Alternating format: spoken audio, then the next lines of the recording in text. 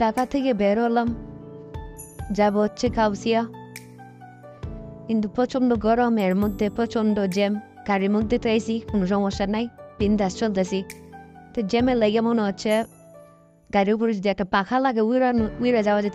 এই দেন, এই আলার বুতে দেন, কই যেতেছে এই আলার বুতে দেখেন একেবারে গাড়ি বাম দিকে, মানে রাস্তা নিচে নেমে একদম দেন অবস্থায় দেখেন। এই হালার পুতে লেগে মানে কোন সময় যে মাইরা মুইরা দিয়া একদম চলে যায়, মানে খুব বাজে একটা অবস্থা। হ্যাঁ, কোনো ওভারটেক কোন দিক দিয়ে করে, ডাইন দিকে ওভারটেক না করে বাম দিক দিয়ে ওভারটেক করে। হ্যাঁ, কীভাবে তাড়াতাড়ি যাওয়া যায় খেলে এই চিন্তা।